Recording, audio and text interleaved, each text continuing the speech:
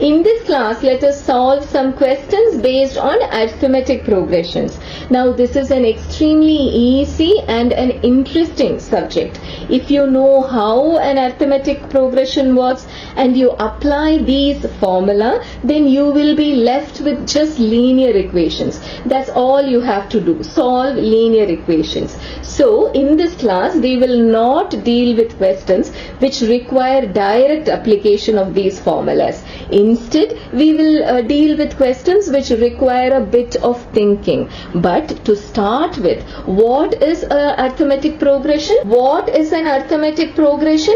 It is a sequence of numbers. What do you mean by sequence? It is an ordered collection, which means these numbers cannot change their position. So, from now onwards, instead of using the word numbers, we will use the word terms, because it is a sequence. Their positions cannot be changed, right? So this is how an arithmetic progression looks like. It is a sequence of numbers where each term has the same difference from its preceding term, which means take any two terms, take any term, subtract it from its preceding term, and then you will get the same answer, the same difference. So, to construct an arithmetic progression, you need just two numbers. The first number denoted by A, which we call the first term. Then from here onwards, you can get a bunch of numbers.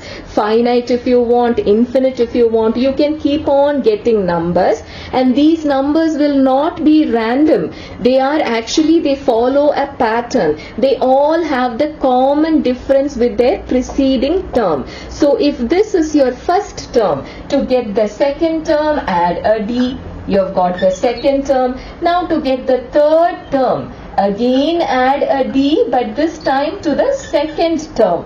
Now to get the fourth term, again add a D, but this time to the third term. So keep on doing like this. You can get any number of numbers you want, any number of terms you want. Now to avoid confusion, you see a lot of A's and D's here, right? So to avoid confusion, the first term denoted as A1, second term is A2, third term is A3. So randomly tell me what will be the 75th term. It will be A added to how many times D? It will be 74 times D. So this is all you have to know. This is how your arithmetic progression works. And if you know this, you can get 100 results out of it. You can get 100 such formula out of it. To start with, the most basic one. What is the nth term? Any nth term. From here, if you want to know the 150th term or whatever, what will it be? It will be A plus n minus 1D, which means the 105th term. What will it be? It will be A plus 104D. Now, similarly, if you have to find the difference, if you don't know what this common difference is, then what will be the formula? Subtract any two consecutive terms. If you take m, what comes before m? It is m minus 1. Subtract any two consecutive terms and you will get D. Another term that you have to be familiar with is Sn. It is the sum of first n terms. So start with A1, end with An. But then just for clarity, can you tell me what comes before An? What comes before n? It will be n minus 1, right? So start at A1, end at An, you get Sn. So if you consider San minus 1, then what will it be? This is the sum of first n minus 1 terms. So if you subtract these two, what do you see here? All of this gets cancelled. Up to here gets cancelled and you are left with an En. Now, there are so many other results, logical conclusions that you can arrive at from just this one formula here. We are not going to go into detail about all of that, but instead we will solve questions which are based on many other results like this. So, shall we start? So what do we have here? There is an arithmetic progression. The first term is given. You have to find the common difference, which is D. And what is the information given? The sum of the first four terms, which is A1 plus A2 plus A3 plus A4. The sum of the first four terms, which we denote by S4, that is half of the sum of the next four. That is from 4 onwards, which is 5, 6, 7, 8. Those four terms, the half of it is S4. Now, let us just cross multiply here. Bring the 2 here, then you get this. Right? So, if you just take S4 as X, this will be 2 times X. Now, what if we add both of these equations? Start from A1, from A4, go all the way to A5 and then to A8. Then what do you get? This is actually S8 because it is the sum of the first 8 terms. But then this much is X, this much is 2X. So you have X8 is actually 3X. But then S4 is X. Multiply this equation 3 times, then you get 3 times S4 is equal to 3X.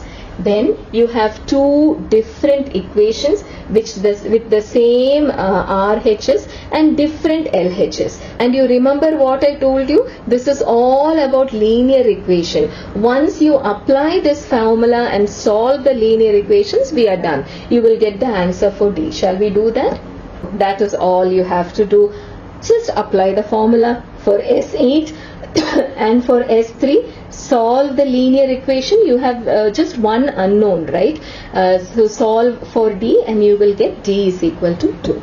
Now you will see here that these two questions follow the same pattern. You will not get individual values for A, the first term, or D, the common difference. You will not get an individual value. Instead, what you will get is a connection between them. Some equation which will relate the two, and that is enough because the individual values are not asked. Now what does this question say? The ninth term is 0. How does the ninth term look like? It is A plus 8D and that is 0. That means wherever you see A, you can just put minus 8D in its place. Now, what is the second part of the question about? What do you have to prove? It is something about the 29th term. How does the 29th term look like? It is A plus 28D. But then, what is A? It is minus 8D, which means this answer is actually 20D. Now, all you have to prove is that 2 times A19 is also same. Is it? You just have to find out, right? It is 2 into 10D, which is 20D. There we have proved the required thing. Now, we go on to the next question. The 24th term is twice the 10th term. To solve this, you get a relation between A and D, which is what? So, you have A is equal to 5D, which means wherever you see A, you put 5D instead. Now, let us prove that these two terms, this equation that is given here, holds. That's all. Take the LHS, take the RHS, wherever you see A, put 5D instead, and you can see that both of them end up with the same value. We are given an arithmetic progression. We do not know what the first term is. We do not know what the common difference is, but we do know that there are 37 terms in this AP. Now what is the condition given here? It talks about the middle term. Now remember, your middle term depends on the total number of terms. If the total number of terms is odd, then the middle term is what? It is n plus 1 by 2th term. Or here you have an odd number of terms, right? It is 37. So 37 plus 1 by 2, 38 by 2. So here your middle term is actually the 19th term. But then in case you have an odd number of terms, for example, say you have 40 terms, then there will be two middle terms, not one but two middle terms, which is what? The 20th term and the 21st term. You will have, in case it is even, you will have two middle places. But then here you have an odd number of terms, which means what? A19, the term, the number, we don't know what that number is. All we know is that it comes in the 19th place. But here we need three middle terms, which means one before and one after. All the three of them, add all the three of them, you should get 225. That is your first equation. What is the second condition given? The sum of the last three. Totally you have 37 terms, then two of them would be what? 36 and 35. So what do you have here? You will have two equations. And how many unknowns? Two unknowns. Now this is the golden rule. As many unknowns, that many equations you need. If you have one unknown, one equation, two unknowns, two equation, or five unknowns, five equations. This is the golden rule. So we have that exact situation here. So put in all the values, the formula, and then you can just solve the linear equations. Shall we do that? So this was our first equation, the sum of the middle three terms. Now this is the equation, this is the formula that we apply here. The 18th term, the 19th term and the 20th term. You solve this, you get such an equation. 3a is equal to 225 minus 54b. Again, what was your second condition given? The last three terms added should give you 429. Again, we are applying the same formula repeatedly. Solve this, but here you get 3a is completely something else. Equate both the LHS, you will get the value for D. These were the two equations that we ended up. Make your life easy. Divide throughout by 3. You get a much simpler two equations. Equate both the LHS. You will solve and you can get D is equal to 4 and A is equal to 3. But that is not the question. The question was, how does the arithmetic progression look like? How does the AP look like? It looks like this. Now we move on to the next question. We are given an AP. We have to find what its common difference is. Now what is the information that you are given? The sum of first q terms is defined by such an equation. Now let us start giving values to this q. What will be S1? Wherever you see q, put 1 instead. And what will you get? You will get 5. But then what is the sum of the first term? Just take one term at a time. What is this? It is A1, or in other words, your first term here is what? 5. Now, what about S2? Wherever you see Q, keep on putting 2 there. Then what do you get? Here you get 12 plus 4. You get what? 16. But then what is S2? It is the sum of the first two terms. But then you already know what A1 is. It is 5. So what will be A2? It will be 16 minus 5, which is what? 11. So how does your AP look like? A 5 and then 11. Then what is the common difference? 11 minus 5, which is what? 6. That is the answer you are looking for. Is 0 a term of this AP? Now what is the common difference? You can see that the common difference is minus 3. 3. And what is the first term? It is 31. Or in other words, can you find an n such that 0 is the nth term? Now remember, your n has to be an integer, a positive integer. It cannot be a negative number, because you do not have a minus fourth term, right? You only have a fourth term. Similarly, it should not be, your n should not be a fraction. For example, there is no 7 by 2th term. Either you have the 7th term or you have the 8th term. So can you find an n which is a positive integer such that 0 is the nth term? Let us suppose that there is. Suppose there is an n such that the nth term is 0. So what do you get this? Here you have, applying the formula, you should have something like this. Substituting values for a and d, you get your n as what? It is 11 1 by 3. That means what? There is no such term. 0 cannot be a term of this AP. Now, before I go, a word of caution. You look at this place here.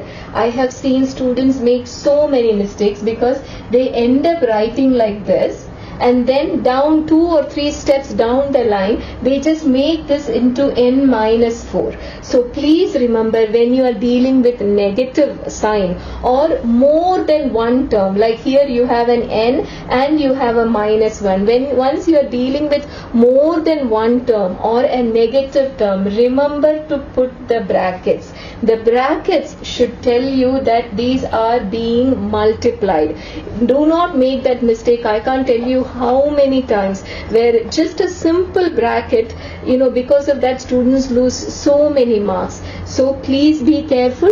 More than one term or a negative term, remember to put it inside the brackets. This set of questions gets asked in so many different ways. For example, find the sum of first 100 numbers. Now all of them follow the same formula. This is the formula we use. We just have to substitute different values for a and d depending on what your question demands.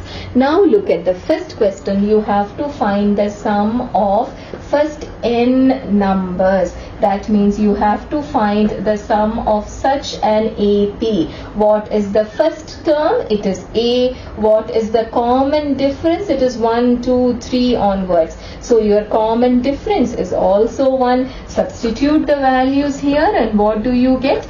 2 plus n minus 1, or in other words, it is n into n plus 1 by 2. Now this is the sum of first n numbers. Natural numbers. Natural numbers are what we are talking about here. So randomly, if you have to find the sum of numbers from 1 to 200, you don't have to go through all of that. It is what? 200 into 201 divided by 2. That's all. Now go to the next question. Now we go on to the next question. You have to find the sum of first n even numbers. So this is how your AP looks like.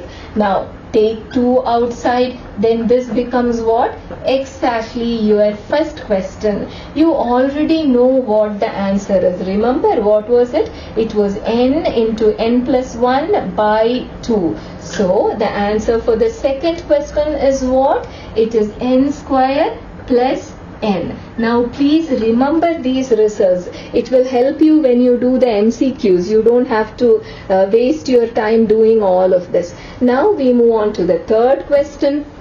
Now for your last question, the sum of n odd numbers. Again, numbers means natural numbers. We are not considering the negative integers. So your AP looks like this. What is the first term? It is 1. What is the common difference? It is d. Again, substitute the values, and this is the answer you get.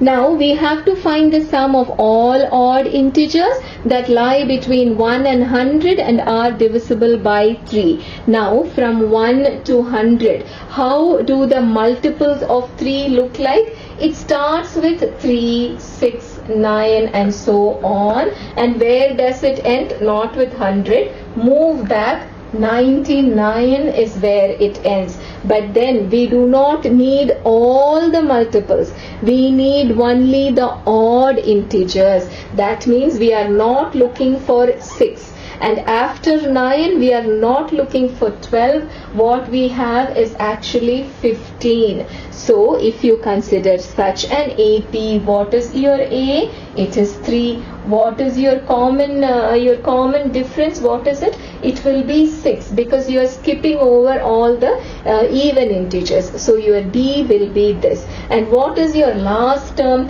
The last term is what? 99. So the sum of such numbers, how much will it be? N by 2 into the first term plus the last term. But there is a problem here. You have one more unknown. You do not know how many terms there are, but you do know what the last term is. Using that you can find how many terms it is. Suppose there are n terms. Now this is the nth term, and what is it? It will be A into n minus 1 into D. The last term is 99. The A, the first term, is 3, and here n minus 1 is what? 6. So applying the values for the first term and the last term and doing all the calculations, you will get that the required answer, the sum of all these numbers, is actually 867. Now that is all for today. Let me reiterate what I started the class with. This is an extremely easy subject. All you need to know is apply your formula correctly, and all you have to do is solve the linear equations. So that is all for today. Take care. Assalamu alaikum.